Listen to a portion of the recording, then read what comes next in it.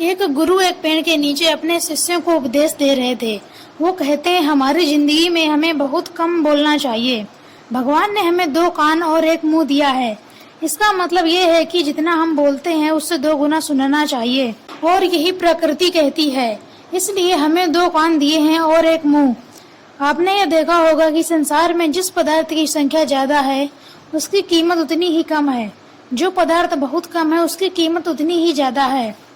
यही हमारी जुबान पर भी लागू होता है। हम जितना कम बोलते हैं लोग हमारी बात को उतना ही तवज्जो देते हैं। लोग आपकी बातों को ध्यान से सुनेंगे और आपकी बातों को मानेंगे भी।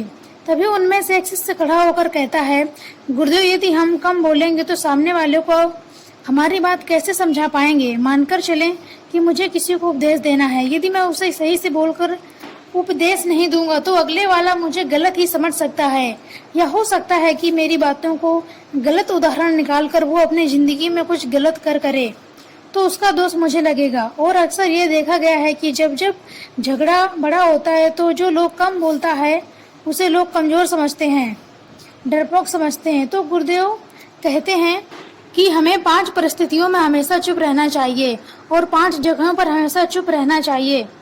जो इंसान बहुत कम बोलता है या फिर बोलता ही नहीं है, वो लोग उन्हें एक अलग नज़र से देखेंगे, यानी ज्ञानी के रूप में जानेंगे। उसकी इज्जत जरूर बढ़ जाएगी।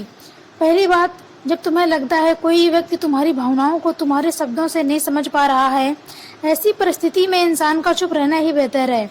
अक्सर हम लोग दूसरे को अपने दुख परेशानियां बताना शुरू कर देते हैं, जबकि हमारे आसपास रहने वाले ज्यादातर लोगों को इससे कोई मतलब नहीं होता है। हर इंसान को केवल खुद से ही मतलब होता है।